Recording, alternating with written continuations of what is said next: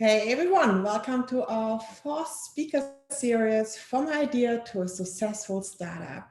We're discovering, like this time again, founder stories, and this time connected to urban mobility, to aeronautics, and we have local champions with us, but as well some international thought leaders to share their ideas and their stories with all of you.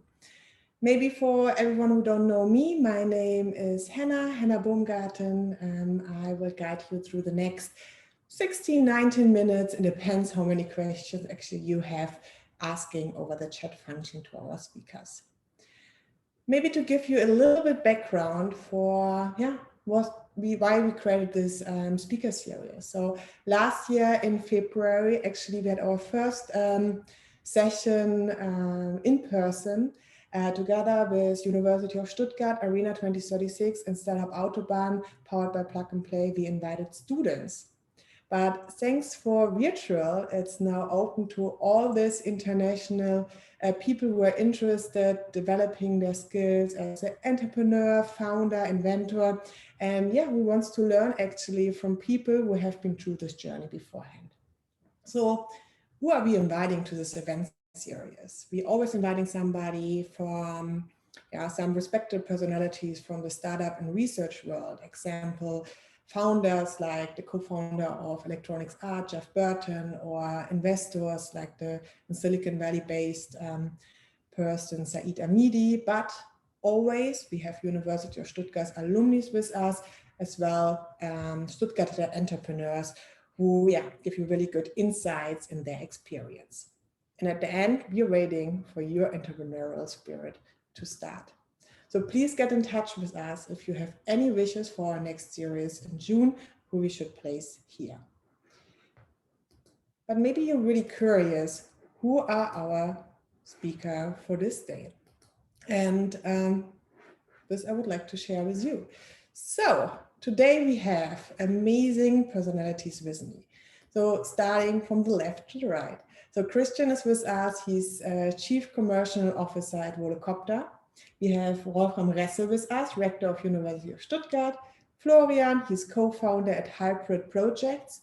Joseph, co-founder and executive director of the Entrepreneurial Hatchery. So for this, we are going to Canada. And last but not least, Andreas Strohmeier. He's head of departments at Aircraft Design. I think the department sounds, or is the name Aircraft Design. All of them, they're here to answer your questions. So in my day-to-day job, actually normally I'm the senior program manager at the open innovation platform Startup Autobahn. I meet a lot of passionate, smart and forward-thinking people. And what you really learned, you don't have to go through a lot of things by yourself. So we're here for you. So please ask all your questions to our experts. Of course, it can be about, it could be about mobility, but as well, of course, about their founding story or what kind of tips and tricks they have for your own journey. Let us have a look at our agenda for today.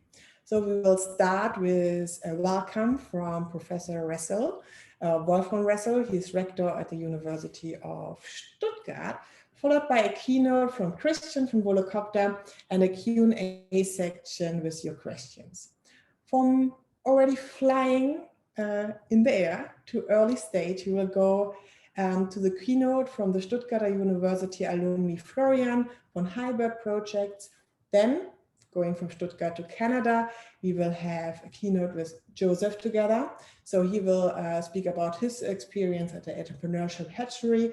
And then I will pass it over to Andreas, and he will ask our speakers back to have a panel to talk about founder stories from idea to a successful startup, and then ending with an announcement of the next speaker series and a save the date. A big thank you for all our friends joining today as a keynote speaker or for the panel. And thanks to Tim and Fabian, who are like new in the round, running the technical part, behind me, kind of, in our homes in the virtual event space. So I'm really excited to listen to your all experience from the speaker side and to all of your questions, of course. Maybe starting like my time is kind of over now, with Wolfgang Ressel. So mentioned beforehand, he's rector of University of Stuttgart and actually a big supporter for enabling more entrepreneurship at University of Stuttgart. Last week, we saw each other already at Arena 2036, where we welcomed our Minister President Winfried Kretschmann for his podcast series Sonntagsausflug. Today, he will do the welcome speech at our speaker series. And yeah, Wolfgang Ressel, I can get used to meet you every week here. And I would say, screen is yours. You just have to turn on your camera and sound, and then you can do the welcome speech. If you're here with us.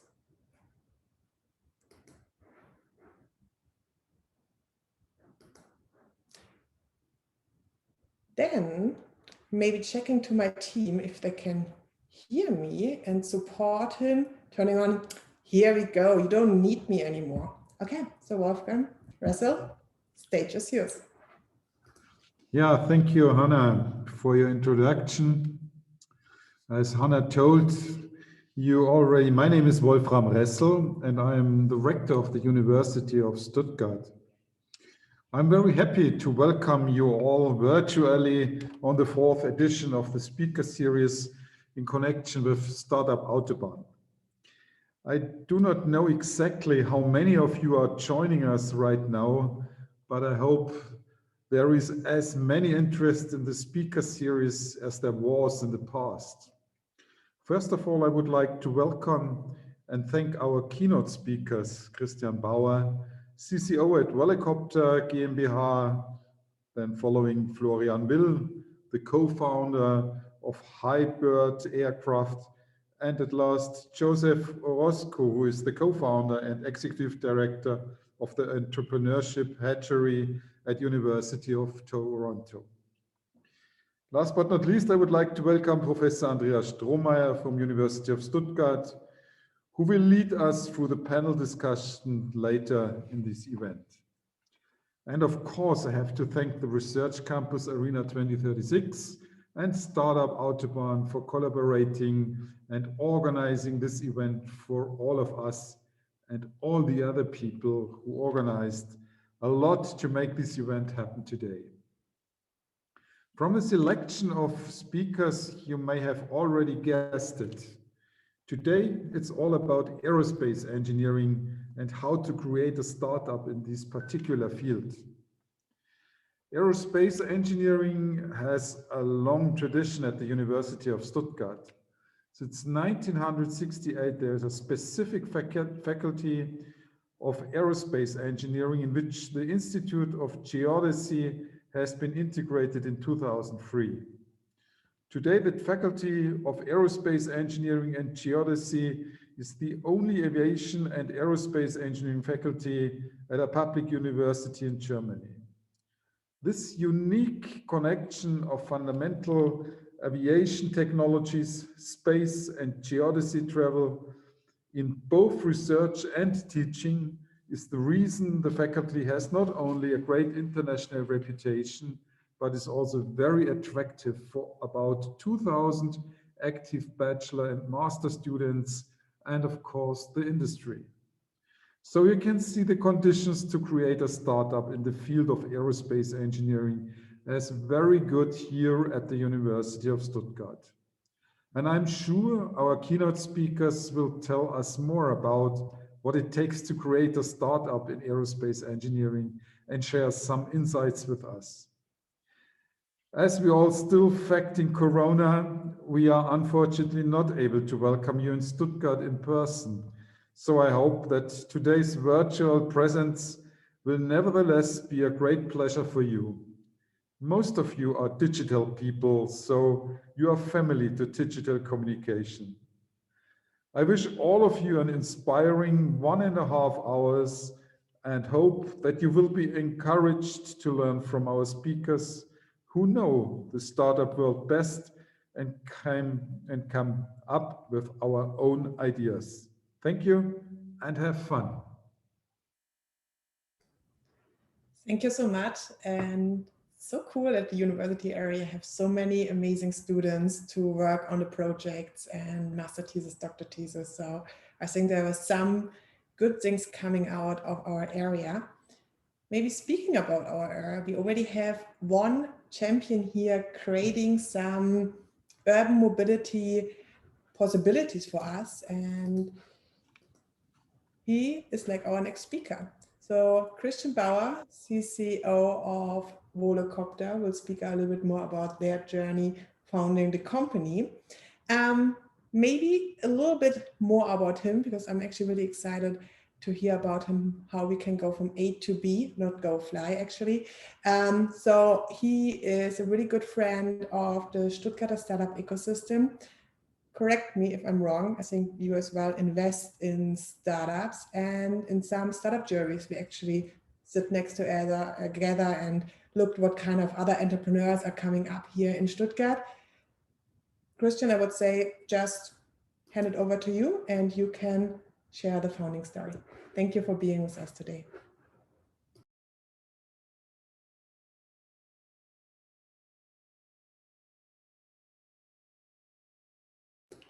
I hope you can all see my screen and you can hear me. Both works well. Perfect. So thanks, Hannah, and thanks, Mr. Ressel, also for the introduction. That was great. Very excited. As you know, I'm living in Stuttgart, not too far away from Vaihingen. I go jogging there and always see the nice helicopter standing there in the woods. And I think, who can lift it up at a certain point in time? So obviously there's a big scene in engineering in Stuttgart, which is great. And again, just adding what Hannah said, yes, I'm also an active business angel with some friends. We try to coach young entrepreneurs and startups going forward. I do that for a couple of years, and also worked a long time for Daimler, more than 10 years in different functions as corporate M&A, as a business developer, and then moved out to Volocopter some 3.5 years ago to make the dream come true, right? To bring a new mobility mode to life. And with that, I want to tell today a story, as the theme is from idea to a successful startups, how Volocopter developed. And I hope, and we will see that in the questions, I hope really that you learn a bit from that. So it's all about idea creation, experimenting and testing the customer needs right in the beginning. Then how will I grow as a startup? There is also very hard time in a startup phase. It's not always easy. And then how can I scale and become a successful startup in that theme? And we will touch base that along the journey. So looking forward to speak with you, and I'm also looking forward to the questions. Don't hesitate later on. So the idea when it comes down to Volocopter, it was quite simple actually.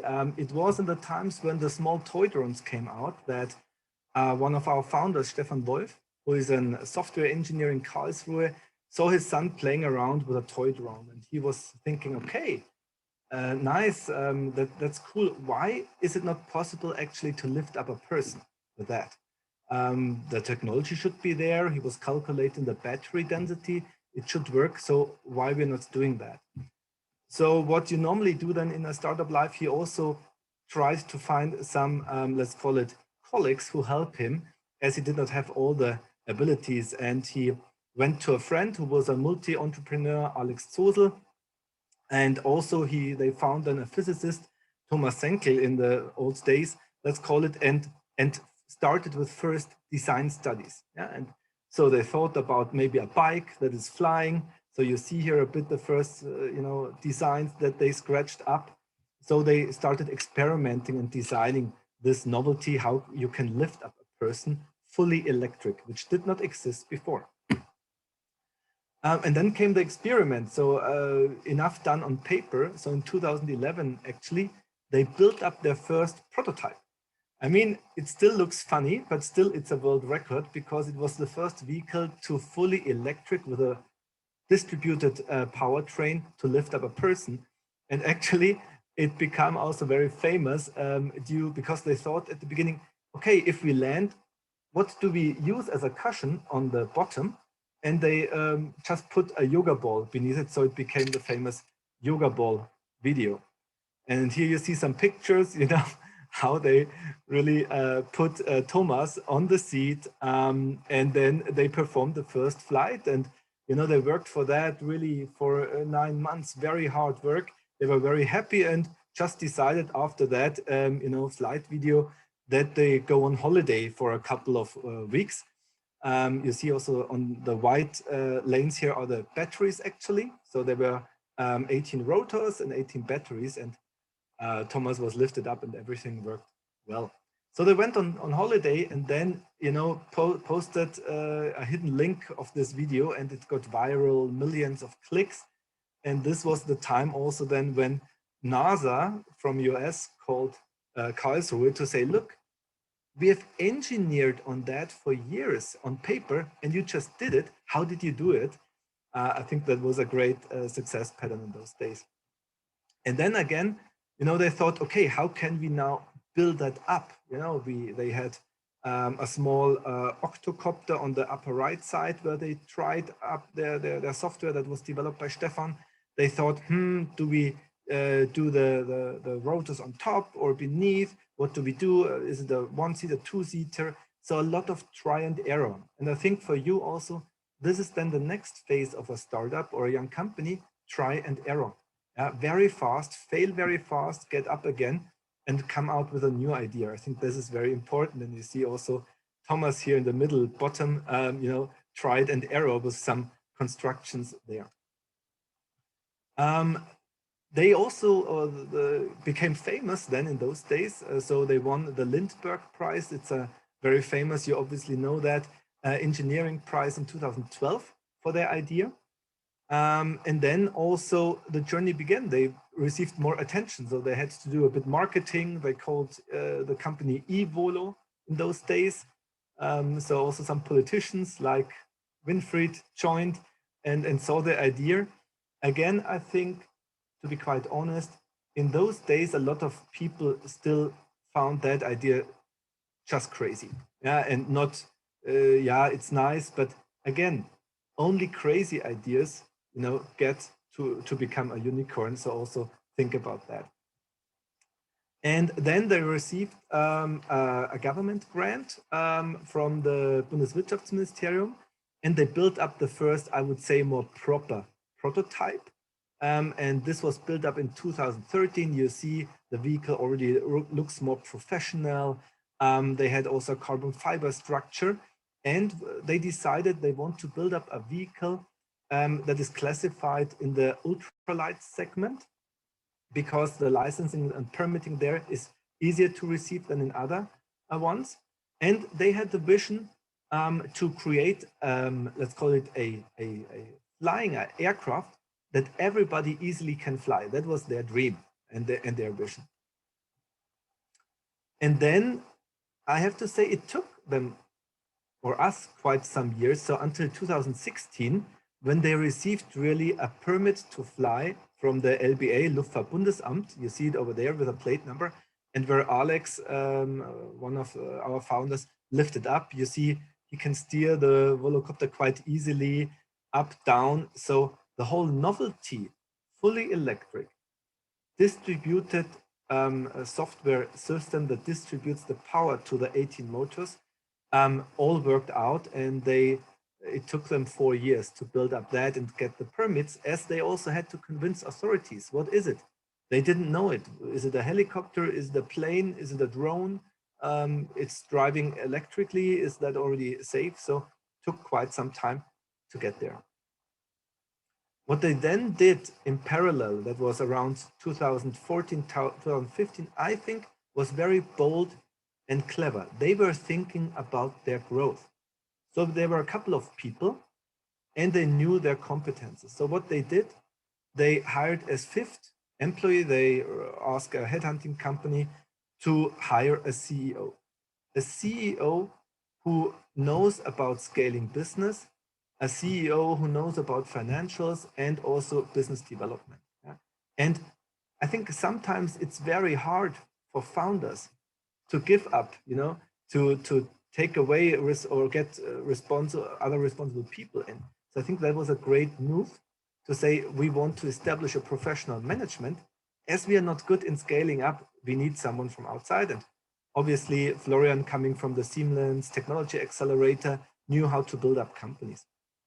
And what then very quickly happened, what Florian did is, right, so growing the business, and the company or Volocopter uses the scaling up methodology. It's kind of a Rockefeller habits one. So for startup and scale up companies, where you see, are you the mouse, are you the gazelle, or are you the elephant, right?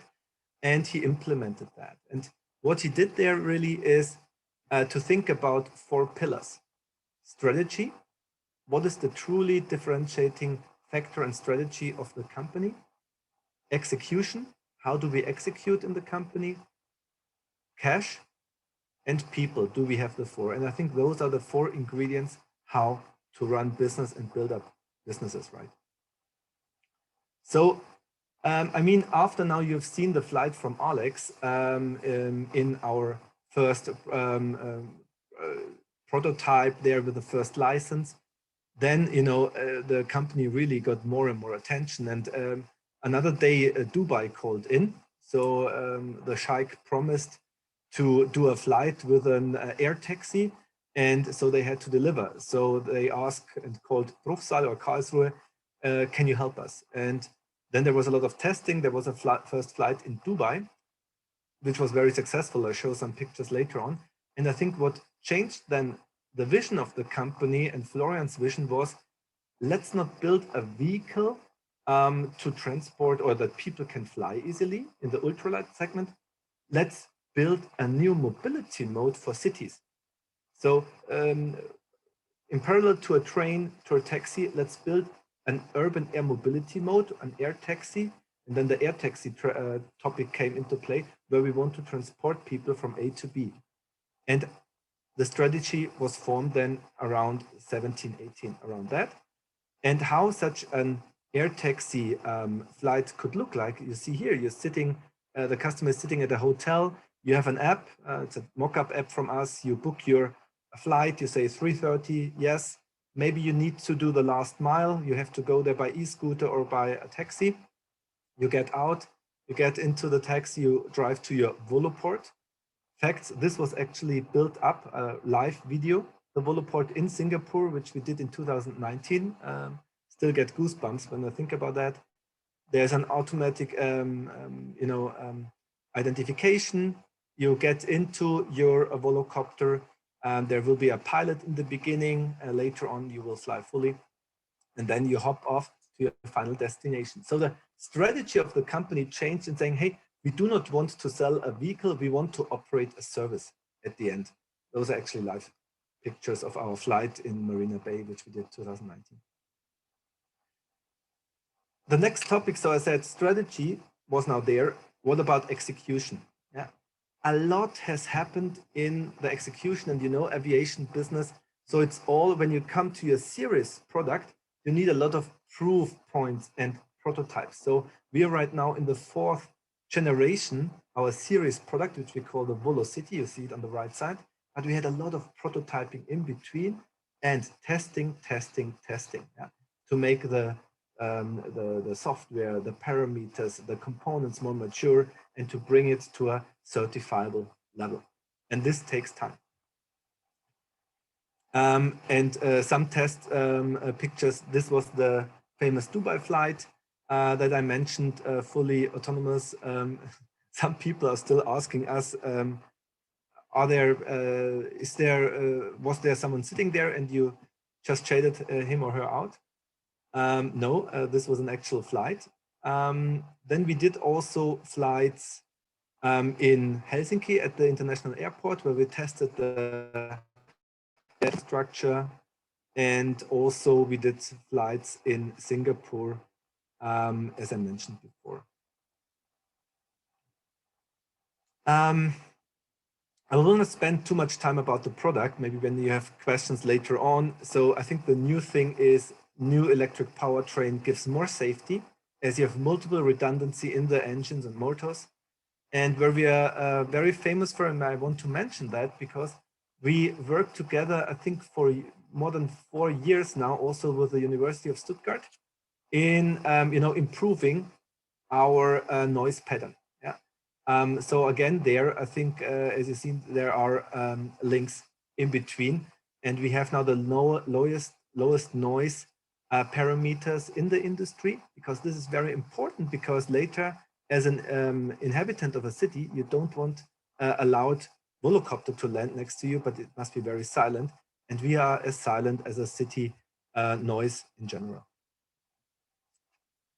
Then speaking about cash and support, I would say, I think we had government funding in 2012, 2013. Then we tried out crowdfunding. That went okay, quite good, oversubscribed also.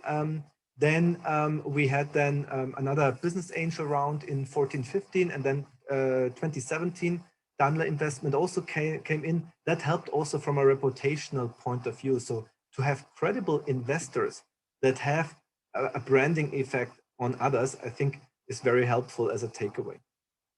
And more, when you look to the right, more shareholders joined us. So DB Schenker invested, Intel, Micron, Japan Airlines, one of the first airlines, and Geely from China, where we struck also a, let's call it, cooperation for entering the Chinese market. And last, I mean, you remember we said strategy, execution, cash. Yeah, so you need the funds and the people, and this is really the core we are working. So we need talents to produce our product. We need talents for running our business and preparing commercials or doing our financials. And I think we're quite proud to have a very, I would say, diverse workforce coming from everywhere now. So we have a lot of people joining us now from Brazil, from Japan, also from the aviation cluster Munich or Stuttgart. So very international and diverse team, because we believe also diverse teams are working more efficient together as they see more and solve problems quicker than others. With that, maybe summarizing, you know, again, if I could phrase it in a couple of sentences, doing a startup is not easy, but it honors you every day because you're proud what you're doing if you create something new and bring something new to life. In aviation specific, it's a lot about regulation. So if you invent something in the aviation space, make sure you're connected very quickly with the Luftfahrtbundesamt or the EASA, which is doing the European thing, and check the regulatories, because I think Volocopter is known as a regulatory champion, because we are working very close and have good people on aircraft legislation on our side that help us. And the other thing is bringing a professional management team in and stepping back as a founder if you see I cannot do it anymore. And then obviously preparing growth and scale an organization. Recent highlights, I think we have announced something in Singapore, also in the Paris region. We also sold some tickets. The pre-sales of first tickets were Nico Rosberg, who's also invested in us, supported us, and also building up now a software platform. So with that, I think happy to get your questions, and I hope this was interesting, the last 20 minutes, and I'm not so much over time. Thanks a lot. Christian, perfect in time, actually. We have a lot of questions coming in over the chat and the F&A section. And maybe if you have a little bit time afterwards, would you be so nice to answer the F&A questions in the chat, because it's way too much to do it now. Maybe starting with a question connected to the last slide to show it. So there are possibilities to get tickets. So how we can get a ticket for the first flights, maybe in Europe. Yes, so I think there will be more things coming up, but it was a, let's call it, limited to 1,000 ticket campaign we did last year. So the first 1,000, sorry, are already away. I'm sorry for that, but I think I can assure in the future we will have other campaigns, where you can contribute. And please check out just our website, or we on Instagram and so on regularly. And we, if you follow us, you will see if we have another campaign running. Wonderful. And we both will stay in touch. Yes. I will sneak me a ticket now. No joking.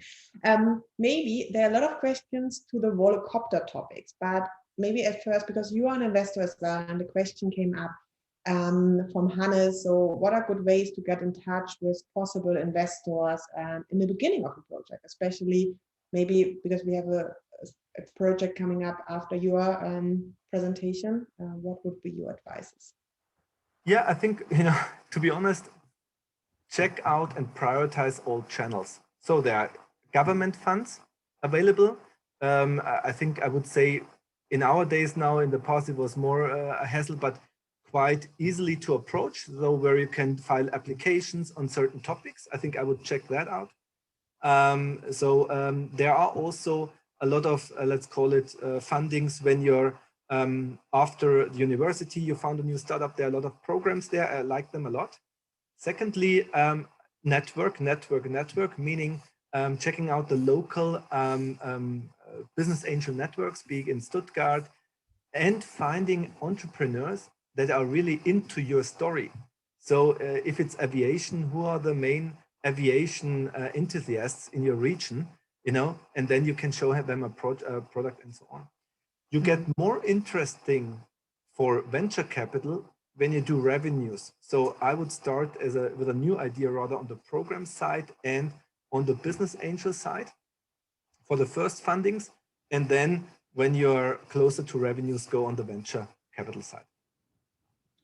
Thank you for this. And then maybe because we don't only have like students or beginner startups in our audience, I think you were not part of the team of Volocopter since the beginning. You worked on the corporate side. So what was the why to change to a smart idea into a vision, a smart startup and a vision behind it?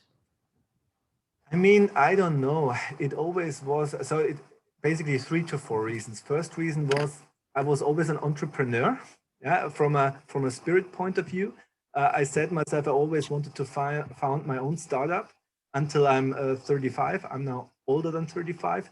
So what I did, I founded a business angel, investment company in that sphere, but not an own startup. So for me, let's call it a dream came true to be in the leadership team of a young company. We were 20 people when I joined, and then building this now up already to 300 people, and now bringing that to a unicorn.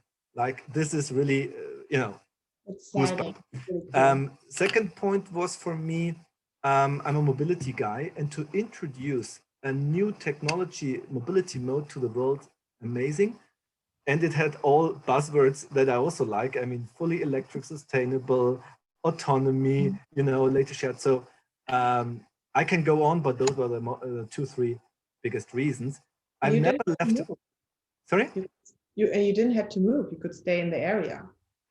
Exactly. That was also a pro. But again, I never left also Mercedes in a bad, great brand. But I wanted to build up and work more on the ground, on the operations. And I think what is funny, when you see the difference, I always have to explain this funny story. When I came here, we had someone in our press department, and I think it was even the intern at Volocopter in those days. And I was saying, hey, what are you doing this afternoon? And he said, oh my God, oh shit, I forgot, IRD is coming. What? IRD? So the National First Television is coming, and our intern is handling that? I mean, I just think about Daimler, 20 people, in position and so on. And this makes me a bit smile because this is startup. This is being a bit more unconventional, not perfect, but doing things very quickly. And this is also what I like. Wonderful. Maybe the next question coming up from Roy. So he was, especially Volocopter, you told us smaller team and then grows and now grows the next step. So how do you think about the balance between speed and scale during the scale up phase? I really like the question. It's a very good question, a very hard question. So I think you need a good cultural spirit in your company. So we defined very early our core values, right? So for example, we say we are Prexcellent, we are pioneers. Prexcellent means we are pragmatic, but also excellent, safety first. We do things together. So we defined our culture. And when we do interview processes with candidates, we check, do they fit to our culture, right? Very, very important to get the right people on board. Of course, when you now grow, and I have to say, we have very little people who leave Volocopter. I mean, okay, it's also a hype topic, but really until now, fingers crossed. But during the way, of course, when you're getting more professional, you might lose some of the people who rather are developers only and have then to live to scale up also to processes, right? This is a transition you have to manage and you have to be aware. And you rather than have to develop the people, yeah, and or you have then to honestly also say, so maybe we have to build up or need new competences now in our company. It's not an easy topic to say because it's complex, but I think culture, values, the clear definition and competences roadmap is very important for us. I think overall, like huge companies have to do a culture change if they want to be more agile, but the other way, if a startup is scaling up, they need to do like some culture change topics as well to work like more scale. Really good. And going maybe from your experience in the whole entrepreneurial world to Volocopter topic. So maybe one really interesting question about from Claudio, like if you had a lot of accidents while testing Volocopter. So I think I would not say it if we would have. No, but fingers crossed. I think we did not have fatal accidents so far because of the testing. So we did crash tests, you know, and what was very good that we always in aviation, you do that, you know, that do that in a step-by-step approach. So for example, we were in the wind tunnel, we have test benches for the motors and rotors before we go then onto the vehicle. We have our small drones, what we call octocopters, where we try our software first. Then it comes to the bigger one. And also we do like a staggered approach first. And this is of course cool because we can do it. We can remotely fly the Volocopter. So first we fly, of course, without a person, yeah? and try, then we add some weight, and then later on a person will fly in it. So it's a very stringent process that we follow there. And so far, fingers crossed, no accidents. So happy to hear this. We have one last question, and this will be maybe a more technical one, but if you really have time after our talk, would it be amazing if you can answer the 7 questions now in the F&A. I think there's some a little bit faster, but how many kilowatt of battery will be in Volocopter included? Roughly 50. So a bit less than, or a bit more than half of our EQC. EQC, I just got one, has 80 kilowatt and we will have 50. It's always a balance. If you take too much battery with you, it's getting so heavy that the whole design gets inefficient. So that's the short answer. And thank you so much for the insights. We have so many questions, like we could stay here for 30 more minutes, but I would say we should start with our next speaker. So thank you, Christian, for joining. I think there are really a lot of ideas who can fly, and happy to see there's something in our area we will make a big impact in the whole urban mobility space. So we're looking forward to have my first flight, hopefully soon. And again, thanks for that. And I mean, I can only say to everybody, if you can build up an own company, do it, risk it. And if you don't want, I think there are 70 job offerings at our website. Thanks a lot. You're so welcome. Bye-bye. Bye. Speak to you soon.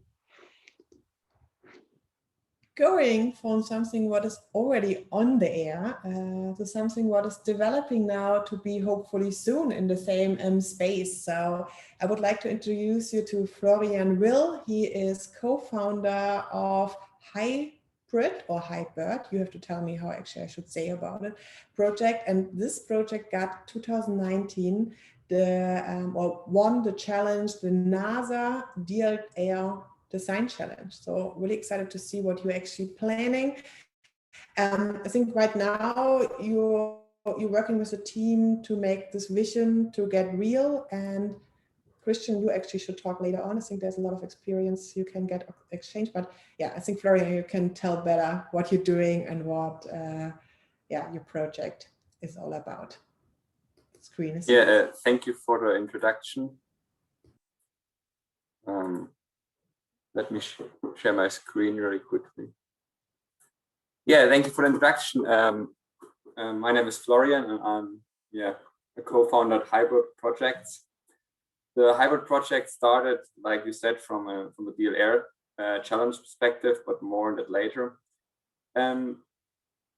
Maybe before I go into what or who we actually are, let's start with the we. The we is Felix Ladwein on the right and me. We both were part of the original team, more on that as well later. Felix is currently working on his master thesis at the DLR. But he's a student from the University of Stuttgart writing his master thesis at the institute where Professor Strohmeyer is also the head of the department. He's also more on the technical side of things, where I am more towards the project part of things. I'm currently working at the DLR since October, and I did also study in Stuttgart and have a degree in aerospace. So what do we want to do? What's our vision? So we believe we can use technology to create a more sustainable future without sacrificing cost, performance, or people's individual flexibility and comfort. Basically, we want to use an existing market and build a new aircraft for that. So we have 3 cornerstones to advance our vision. First is lowering costs. Because if you want to reach a broad public, you need to lower costs. The current market is very expensive in that area, and only rich people afford it, or people only rarely afford it, etc. But we want everybody to feel that sensation of flying when you take off and your stomach goes towards your knees. And also, flying is just cooler than sitting in a train and having the train be delayed or sitting in a traffic jam. And the second part is to the vision is connecting people and reducing travel time drastically. I mean, if it's much easier if you want to go from Aachen to Munich to get on an airport that's 10 minutes away, drive 10 minutes, get on an aircraft from a local airport where you don't have security or not that big of security, get on the aircraft and touch down near Munich in some local small airport rather than a large one. But today's world, today's time also provides different challenges for us. Not only is it cost driven, but it's also environmentally driven. So we believe that the whole product needs to be sustainable, not only the life cycle itself, and not only the flight itself, but the whole life cycle, meaning the moment the product is produced to the moment it gets destroyed, needs to be able to work in a sustainable way. Otherwise, I think you cannot do this kind of work or offer this kind of transport if you can't, if it's not agreeable with nature. So how do we fit in compared to the presentation earlier, or compared to the airliners So you have urban air mobility on the one hand, with like 2 to 5 people transporting range up to 300 kilometers, and they focus, as you just heard, mostly on batteries. Of course, there are exceptions to that rule. For example, the ESAT urban air mobility vehicle from Aachen runs on a hybrid version. Then on the upper side of the scale, upper part of the scale, you have the airliners. I'm sure everybody knows airliners and uses them quite frequently, except for the past year. And they use combustion technology. So they use kerosene, and they will continue to use most likely combustion technology. But in the future, the way the kerosene is produced will change to a sustainable way. And in the middle, we have the thin haul market. That's us. So we have 5 to 19 people as passengers, 100 to 1,000 kilometers, and our focus is on battery technology or fuel cell. Combustion, not so much. So why do we focus on those two, or what are those three available technologies you have? You have battery, which is efficient, but is heavy, and charging is a problem, not only because you charge fast, but also fast charging will increase your direct operating costs because it causes peak power demands, and those and companies that supply, utility companies that supply the energy, ask for more money if you have high peak power demands. But if you charge it right with sustainable energy, it is zero emission. Then you have hydrogen, which is a lightweight fuel, which has a high energy density, and is just a general good fit because you can quickly refuel an aircraft with it. However, the public opinion is not so. Things flying in hydrogen generally have a bittersweet taste. Everybody knows the pictures of the Hindenburg going down in the US. But the emissions you get is water, which generally speaking is nothing bad. And then you have combustion. It's a proven technology which has highly efficient weight to volume, but it's low on efficiency when you burn it. So you get little energy out of the volume or the kilograms, but you have the greenhouse gases, which is a huge problem and which we need to address immediately, as you might know. So that's what we want to do. So what does it take to revolutionize the commuter market? And generally speaking, an aircraft development in that size costs you $500 million and 7 to 10 years. So why did we think we were, I mean, I don't want to use the word crazy, but want to do that and go and say, let's go collect that money and start building our own aircraft? It was nothing that we just thought of overnight. So it all started in January 2019, when the original team of 5 from left to right, Jonas, Felix, Michi, Jonathan, and me, decided to participate in the NASA DLR Design Challenge. The design task at the time was to design a 9-seater commuter aircraft, which is basically what we are still looking into right now. The interesting thing about the NASA DLR Design Challenge is that you have two sides of the competition. So you have the German side and the American side. The German side then selects a winner, and the American side selects a winner as well. And a prize is that the winner will get to go to the US to participate in a NASA symposium at NASA Langley in the US. Back to the design challenge. So it took us about 6 months to come up with a good and suitable aircraft or design, much to the disappointment of our friends and most certainly our girlfriends.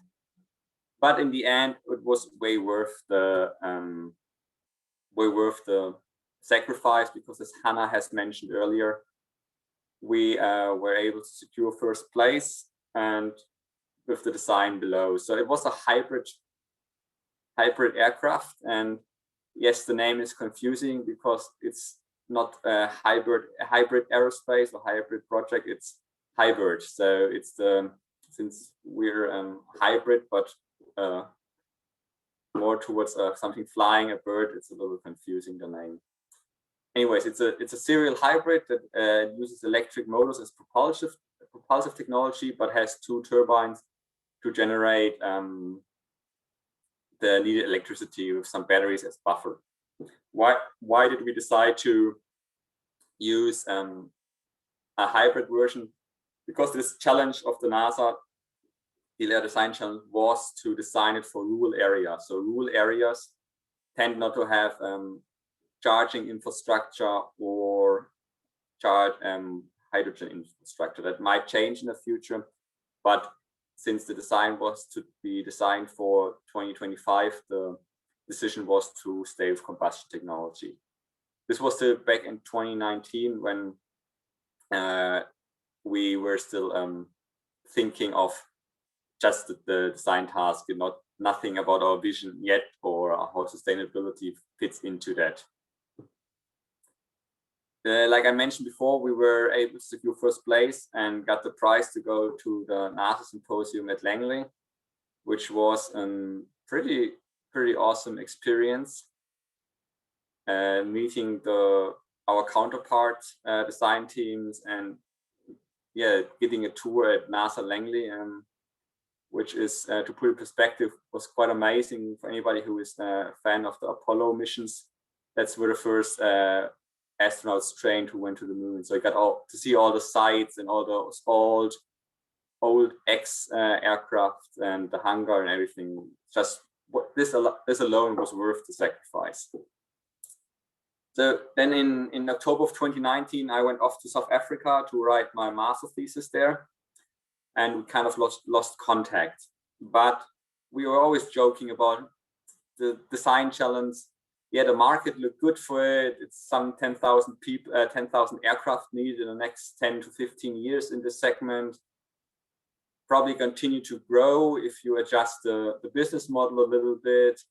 We were always joking a little bit about, no, let's try to build it. Yeah. Somehow over Christmas and New Year, we got talking and decided to pursue the idea further in February 2020. It was just before Corona hit us. But since I was still in South Africa, it wasn't a problem. So we started working virtually and nothing has changed so far. So we then got into contact with the University of Stuttgart, a team around Eric Heinze, who gladly helped us out, and I'm still very thankful for that. And we decided to apply for the Exist scholarship. So that's one of the government grants Christian talked about earlier. It covers basically a team of 3 with funding for a year. So basically a wage plus initial money to get laptops, etc. And this time is to be used to find investors and secure investments.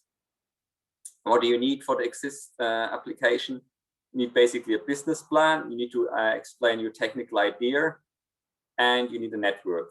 And the latter part, the network, was the most challenging. I mean, for somebody who's still a student or straight out of college, it's hard to get a network with people that can actually get things forward.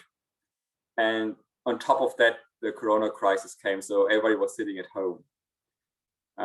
Why do we need a network? You need to prove that you have the contacts for if questions come up, so the knowledge contacts, the knowledge network, and you need to prove that there's a reliable demand for the aircraft. But for the demand, to prove the demand, we usually collect letters of intent. So it means that somebody wants to show serious interest in the product, which was not easy because you were sitting at home in front of your laptop and trying to call airlines to get through to somebody who could provide you with that letter of intent. And it's not that easy. If you have ever called an airline, you usually end up at a booking hotline. So it's not like they have the numbers of people who can provide you with that information readily available. But after some tries and some workarounds, we got through to 2 people, and they actually wrote us a letter of intent, which we were really thankful about, and they still are involved in the project to this day.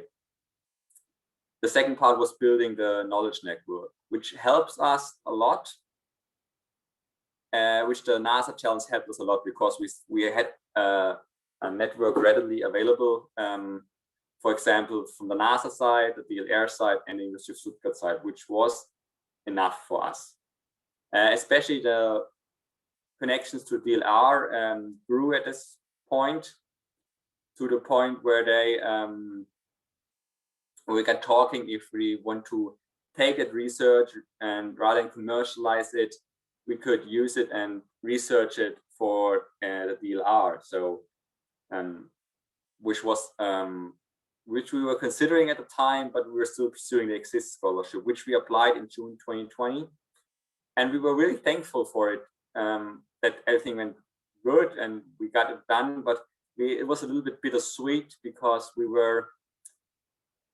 had some critics who said, it could be you did a good job, but it could be that it's too big for exist. So we soon afterwards, in August 2020, got notice that indeed it was too big, and we should maybe go back to the drawing board and start figuring out things further, or look into it better and have more contacts and have more,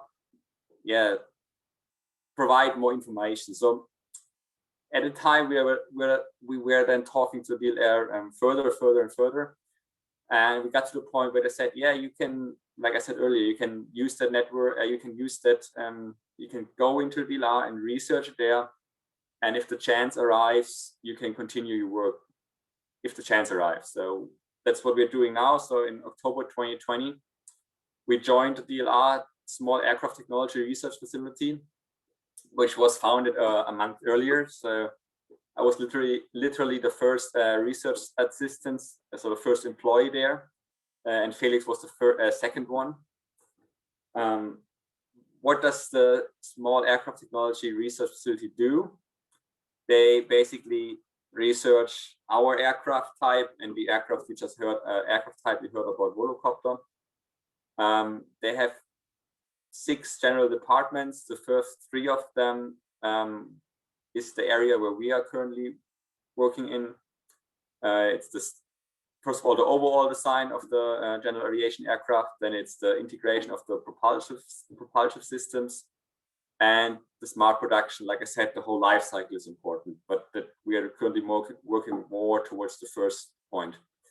The other 3 topics are also researched, but I don't want to go into that further because, like I said, we are focusing on the first 3 topics.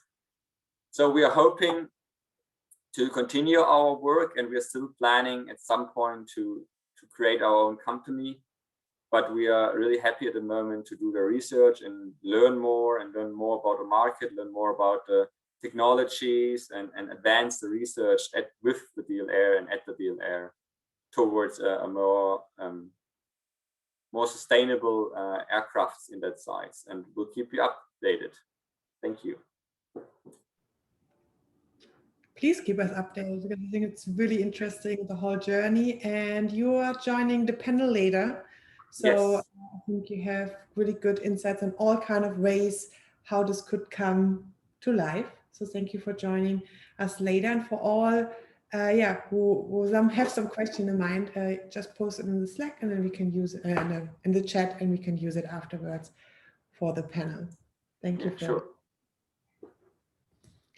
Going from Stuttgart to Canada. I'm not sure if you have snow. We have snow in Stuttgart. I would like to introduce to you the next keynote speaker we have. He is practical educator. He is a founder of different kind of companies, operator, angel investor. So he have like a lot of different kind of experience to support you. He will join the panel as well later. So Joseph, co-founder and executive director of the Entrepreneurial Hedger. The screen is yours. Thank you very much. Hannah, I have a little trouble. You have to allow me to share my video. We will take care of it. Maybe Florian, Tim, you can support him to get his video on. If not, we can hear you. So you do kind of great. Now, thank you guys. Okay, so yes, here from lovely Canada. It's a little bit cold, I have to say. But we're doing the best out of it. So first of all, I just want to acknowledge the Stuttgart team behind the scenes organizing this event. Nadine, Melanie, Laura, Fabian, team. I think I have all of them, but thanks for your help and bringing us together from around the world. My name is Joseph Orozco. I'm a professor of entrepreneurship at the University of Toronto, and the founder and executive director of the Entrepreneurship Hatchery. In a previous life, I was an engineer. I worked for a company called Dow Chemical. We competed a lot with BASF. A founder and an operator of several startup companies, and as well as an angel investor. And gladly, I found in 2008, after selling my last company, coming back to university, to give back and start this journey that we're calling the Entrepreneurship Hatchery. So before sharing the panel with Florian and Professor Strohmeyer, I've been asked to take a few minutes to share with you some thoughts around my work. So I'll take 5 minutes or so we can have time for some questions. So my work has been focused in the development of the human capital and the creation of startup companies at the University of Toronto. I am hosted out of the Faculty of Engineering. I'm an engineer myself, but we welcome and invite other disciplines to work together with us. We always promote multidisciplinary teams. In particular, my work has been focused in helping graduate students, masters, PhDs, postdocs, and researchers, PIs, professors, to transform their inventions, their research, into viable startup companies. I was thinking, and maybe top of my head, I can go through some examples that are totally related to the area of aerospace. One of our darlings is Kepler Communications.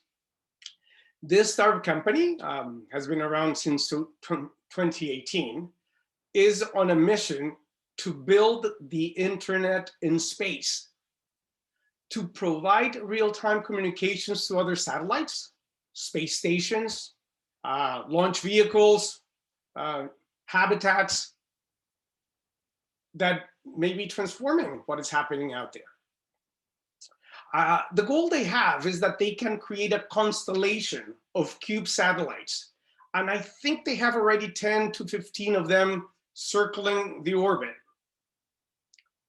And I think it's some bragging rights of this startup, but this company has been recognized as one of the most innovative companies in space technologies in the world by Fast Magazine in 2018. I said bragging rights is because they were in the same list as SpaceX. So it gives us some sense of what they call in this part of the world flexing. Another company that can be interesting is Aeroflux. Aeroflux is a startup company that started business a couple of years ago. And it's developing a magnetic aircraft brake that provides frictionless and virtually wear-free braking in any kind of aircrafts. To give you a sense of how we are totally business agnostic, another company that it's working in aerospace is called Titan AI. And this one is a hardware and software combo that is accelerating deep learning-based computer vision for aircrafts, how to make decisions faster and more efficiently with the input of data that we are populating today our world with. So as you can see, we have created a framework to develop what we're calling the skills and the attitude of an entrepreneur. Individuals that are not afraid of the reality of limited resources and uncertainty, which, as you may know, is the reality in everything we do. We never have enough, and everything's uncertain. And of course, that is the experience that on a daily basis we experience as founders of startup companies. As entrepreneurs, we need to react to opportunities. We have to recognize them. We need to understand their viability and have the attitude to respond to those opportunities. Because we can observe them, but if we don't take action, normally nothing happens. Yes, the success of a startup company may be justified many times by luck. Being at the right place at the right time can make, and most of the times makes the difference. But overall, I believe that the skills and the attitude of an entrepreneur can be attained by the individuals. We train individuals to be able to respond to the questions we get all the time from investors. Why me? Why now? Why this? Why me? Meaning, why me, the founder? Why now? Is it the right timing? And why this is the right solution to the problems that we are envisioning. In closing, and I think that I believe that students, and I'm wearing my academic hat right now, should aim to leave university not only with a degree, but potentially with a job that they have created themselves. That was my motivation of coming back to university. The idea that we can come out from these institutions as rounded professionals that are learning to think big and transform our societies. This is my work. So thanks again for having me, and looking forward to hearing some of your questions. Thank you so much. And I really like the part where you started to giving back. You made so much experience in different kind of companies, actually companies who are working as well together here in Stuttgart. So it was really cool to get already a sneak peek in this, what is all in your in your head to share with the students and everyone else. And feel free to stay with me because we will start now with our panel. And for the panel, from idea to a successful startup, I would like to ask Andreas Strohmeier to join us. Mentioned already beforehand, head of department at aircraft design. And yeah, I think you can take it from here. Thank you, Hannah, for the introduction. Happy to join this discussion. It's really interesting for me from two sides. From my previous life, where I was in industry, where I was with startups, growing my first company. I was managing director, growing from 50 to 500. So I've seen cultural change and the change from hands-on to processes. The second company was an engineering company, designing an aircraft with starting with more than 200 engineers, or growing to more than 200 engineers fairly quickly. So that was also challenging. And the third was a smaller environment where we made a company that has now 15 engineers and still working on aircraft conversions. So I all my life I've been in growing up companies to provide a service to aviation. And I was always in aviation. I was never with Mercedes, as it was indicated in the first slide. I like open innovation, but I never did it for Mercedes. I was always in aviation. So aviation is an interesting environment for startups because it's highly expensive. So as Florian has already pointed out, it's several hundreds of millions you need to get things like this realized.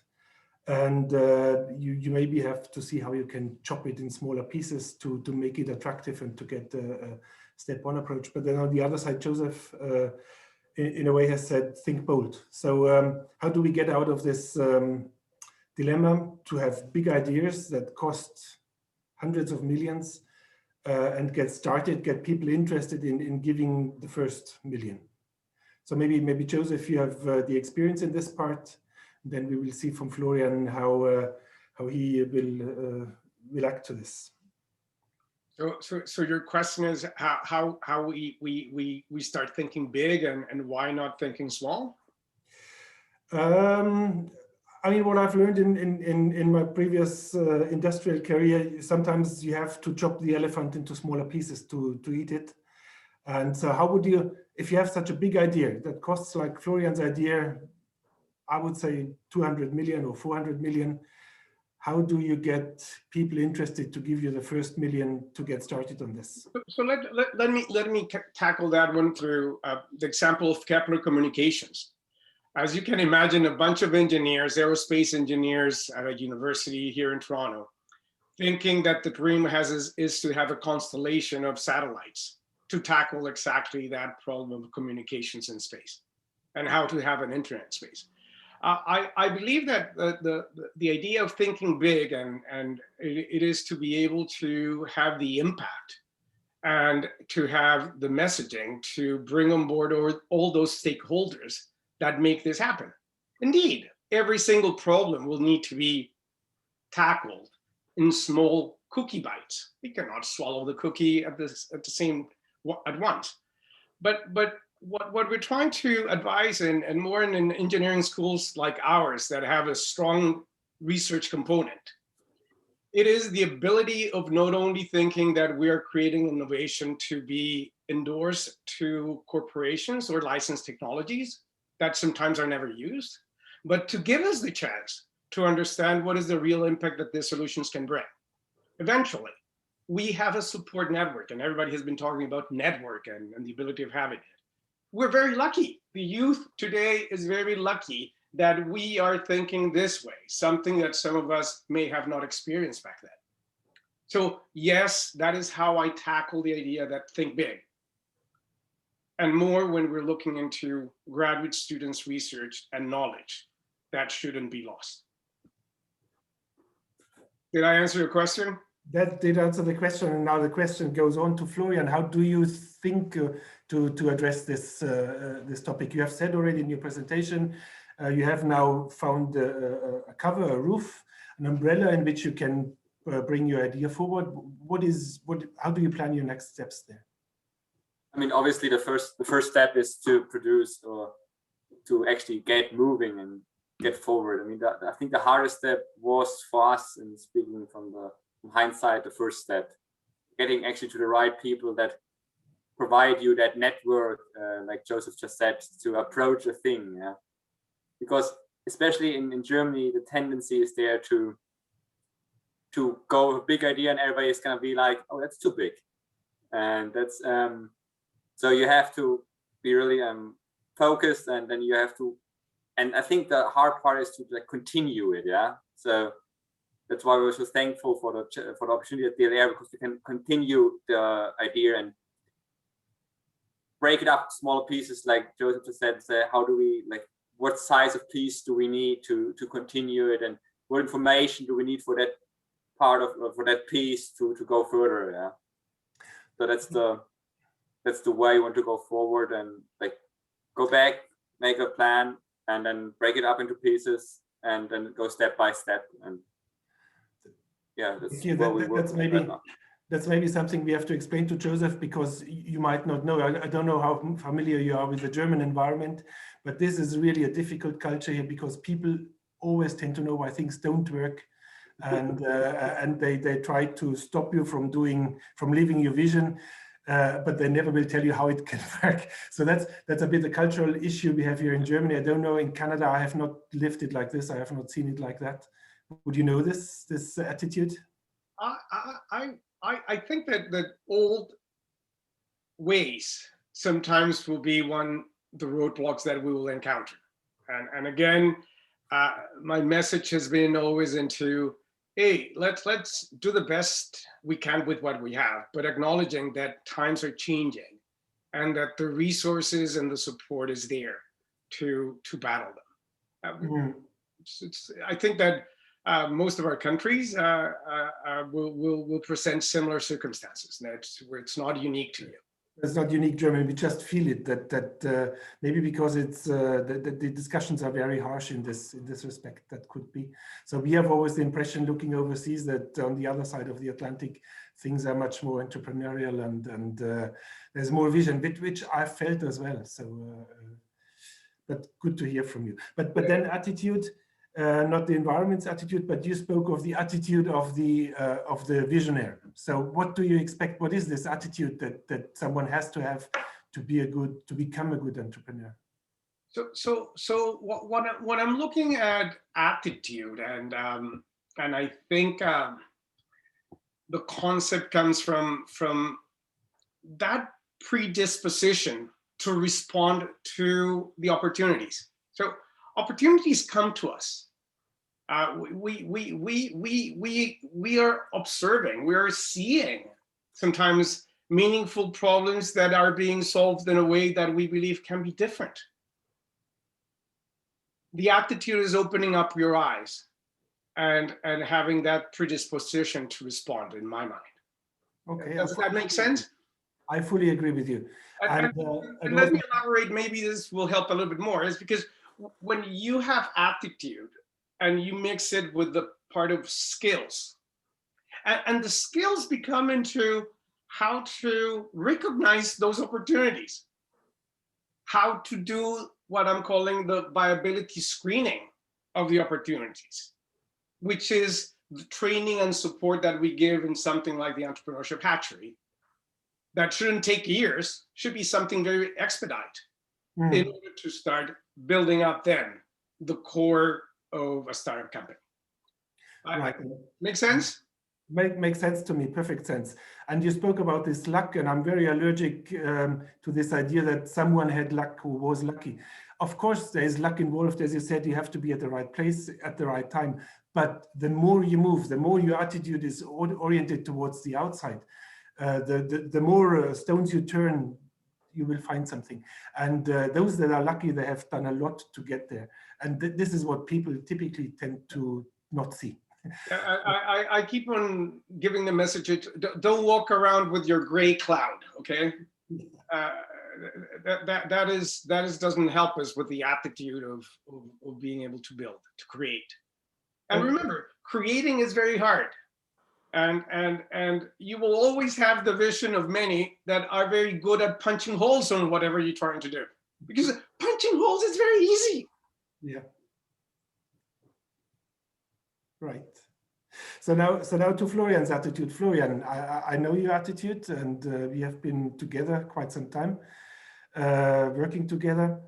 Now, what I wonder is, and having written or participated in writing business plans, as an engineering student, how did you know what to put in a business plan? How did you learn about this, and how did you put together your business plan for the exist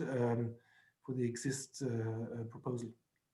I didn't at first. I mean, you start. You're an engineer, yeah. You know all stuff. You can calculate all sorts of things, but in the end, you're an engineer, not a business analyst or a business. You don't have a business degree, so you do what you learn at school. You start at some point and get to the to a starting point, and you just go from there. And I agree with Joseph. I mean, with the attitude you have to have, it's important. I mean, I think the quote was from Wayne Gretzky, who said, "You miss 100% of shots you don't take." Yeah, and it's so if you never try, you never start somewhere. Yeah, where do you want to go? So that's how I thought about it. And you need to find a support network, obviously, and that was the hardest part for us, as I mentioned before. Because it was quite difficult for me to get to the person at the University of Stuttgart who could help us. That was the most challenging part. From there onwards, it was you had your point of focus, you had your information. If you had a question, ask. I mean, obviously, you can't know everything. Yeah? So the biggest thing I always learned is ask, and call people, talk to them. Just approach them, and in the worst case, they say no, and then you go to the next one. Yeah.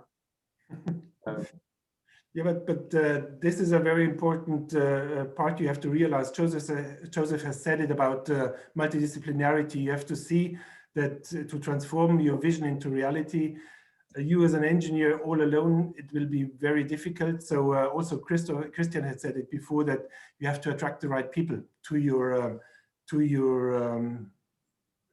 enterprise. Yeah?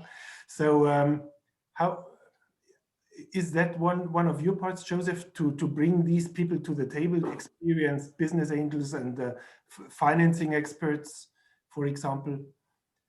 Is that your job as well? So yeah. So what we are doing, and we have like a 3-stage dynamic at the hatchery, and you can learn more on our website. But basically, we will be creating a big funnel. So we bring a lot of startups in, and very few go to what we call the go-to-market stage. At the go-to-market stage, we're triggering all the professional services that our real company needs.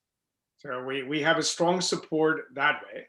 And at the same time, we have a continuous concept of advisory board, but advisory board more like when I was driving a company. It's a group of individuals that are committed to help me and to, as a CEO, give me deadlines and milestones of what I need to do. It's not just the talk that sometimes you see happening in many environments. It is kind of that rigorous process that will allow you to then have the right answers, as I mentioned earlier, on why you, why now, and why this, and have them as clear. So it is kind of a no-brainer that funding should come. One of the things that I promote a lot is like, you have to have the mindset that the work we do is kind of like printing lottery tickets. Our lottery tickets need to be so good, or the odds of failure so low, that we have a lot of buyers. Those buyers are called investors. And those investors will line up because of the fear of missing out. If that is a lottery ticket that will win, I want a piece. Of course. That is the work that we do, and that is the frameworks that we have developed. Okay? And I'm sorry, I sent a note, but in case that Hannah hasn't seen it, I only have 5 more minutes. Unfortunately, I have to go to, believe it or not, interviews for aerospace startups of the University of Toronto Institute of Aerospace. So we're having some of them coming right now. Good that you say this, because I've read one question here in the chat, which says, what is different in aviation industry, in the aircraft industry, different to other industries? Is there a difference at all? Do you see? I brought the examples of aerospace because there was an emphasis on aerospace. No, there is no difference in the way that we treat the startup companies. We have startup companies that go through the same process, and coincidentally, you see this little box over here? This is a cosmetic. This is the first formaldehyde-free glycolic acid, an appealing agent for beauty. High-tech company. This kind of product is not there before. So you also do the advertising for your clients. 130 Canadian dollars for this beautiful box. And I was the first one to buy it, okay? I don't know if you notice how well it's working, but I invite you to go to La Spa and get some boxes. Very good. There is one thing which I would like to discuss still is this culture. The culture in a startup and the speedboat versus, so that my image always was speedboat versus supertanker. We heard from Christian about the mice, the gazelles, and the elephant. So how do you accompany your clients to get from a small startup to a more process-oriented larger company? Do you give a hand in this difficult process? Yeah, we are there all the way. So we believe that our startup companies will start flying on their own when they're ready to fly on their own. We don't have a particular timeline of how much you're going to use us. As you are committed and building up, we are there for you until you fly on your own. We do have, and it's important to mention, we do have some financial support for our startup companies. We have some funds that we manage, but we manage that's a seed funding with a very unique approach. We don't take any equity of the startups. We work with them on the concept of a founder's pledge. Look back, give back. Here we are again for those that are coming after you. Okay, very good. That's something, Florian, you could definitely need. I mean, you have found a good starting point, I think, with DLR. But of course, there is a lot of work ahead of you, and as far as I'm informed, you also have a financial, not expert, but you have someone with financial expertise now in your team.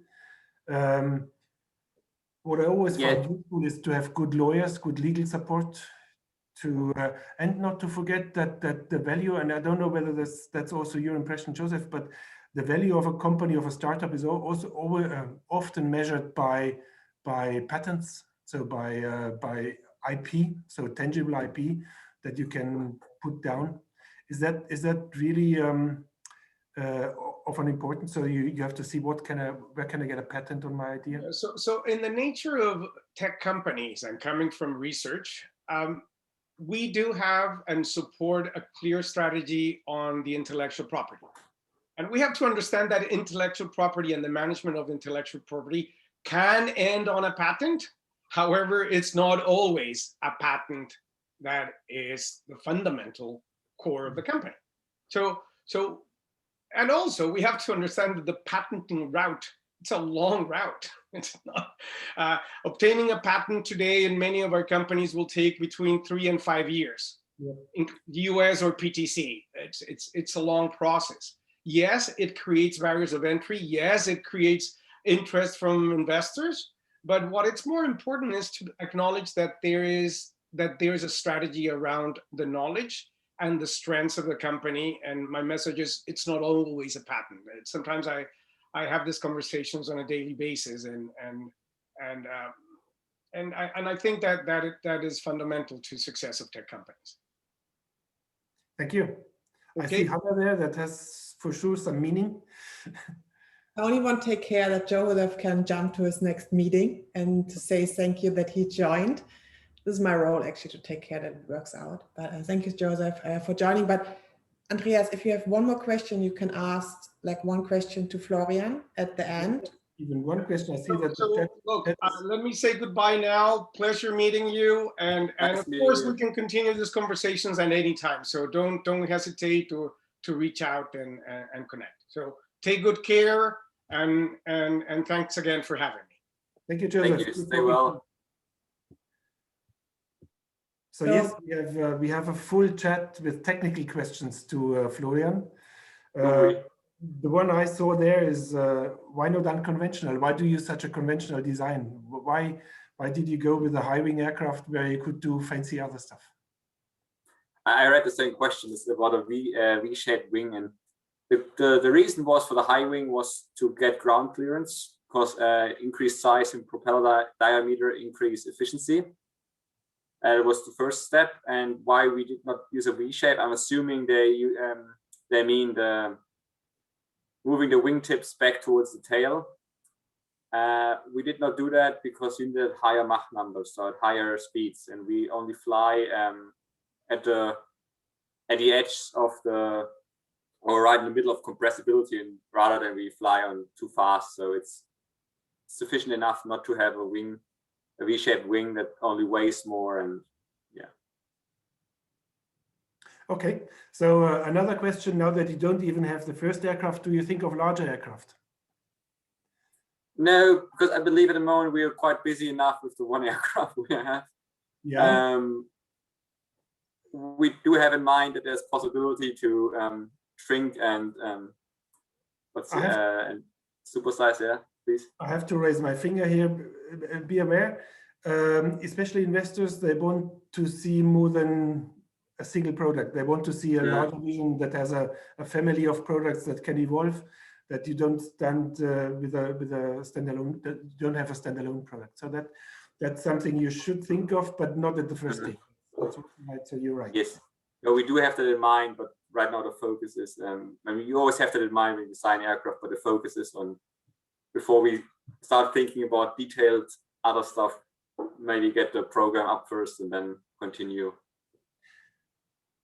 So to me, it was quite an informative evening, starting with Christian's intervention about Volocopter, and he had it there, the 4 points, the strategy. So you've seen the strategy,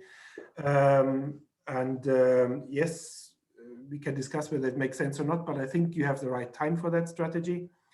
The execution, we've talked about how you want to get it in place, at least the first steps, we have an idea. Cash and support is the issue of the day, I think, but there was a fourth item. Did you carefully listen to Christian? What is the fourth and important item? Money. Now that was the cash. The cash we had already. The strategy. You had strategy, money. Strategy, money, execution, and even the most important factor, people. People. So, and I very much like this because it is people in the end. So how did you, do you have a plan in mind? You have been 2, so you have been 5 and reduced to 2. Then you brought the finance expert in the group, which I hope you still have close to you. But do you have a strategy in mind how to grow from there to a standalone company?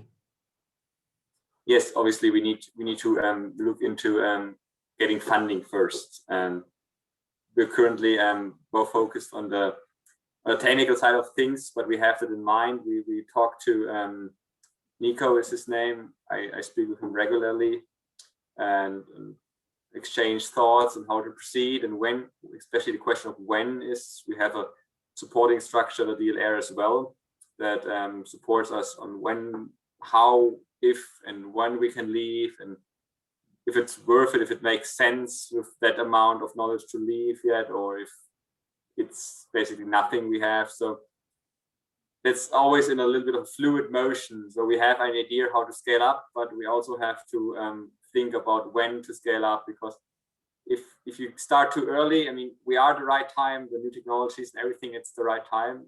We believe that, but we still have to wait a few moments to or a few more months to actually execute on that. So we have to move all the pieces into position. Okay, thank you. I again see Hannah there, and that's a sign that something is happening. So I look to you, Hannah. Thank you so much for both of you. I'm just looking at the time. It's already 6:30, a little bit later. So actually, there was so much good questions, interest. I think you're really curious about what is Florian doing in the whole process. So I think you both should have like a mentoring session after our speaker series. And then maybe especially talking about people, because especially in my company as well, I feel like having the right people around you makes your company grow. The most questions written in the chat are actually from Rio, who's really curious about the technology. So if you need some people maybe in your company, he could be a good person to get in touch. I would like to wrap up the day, and I think most important saying thank you to everyone who were on the screen. So some already had to leave, but Christian, Wolfram, Florian, Josef, Andreas, but these are the people you maybe see, and there are people behind. Some got already mentioned, but I would like to mention our new team member on the speaker series side, Tim and Fabian, who run the whole technical part the first time today, and they did a really amazing job.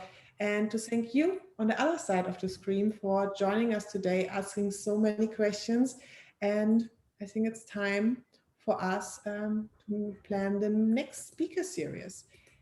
The date is not 100% fixed, but June will be our next speaker series. So if you have any topic in mind, any speaker you would like to see, any local speaker you have in mind who could be cool, just get in touch. The same, if there are any questions on your side, you want to found your own company, need any help on your way, would be interested to listen some specific topic and so on, please get in touch with us. Again, my name is Hannah.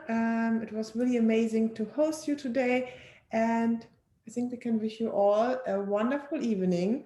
Depends on the time zone. A happy morning, great afternoon, and see you hopefully soon in person. Your Arena 2036 team, University of Stuttgart, and Startup Autobahn powered by Plug and Play. Have a great evening. Thank you all. Thank you. Bye-bye. Thank you for inviting me.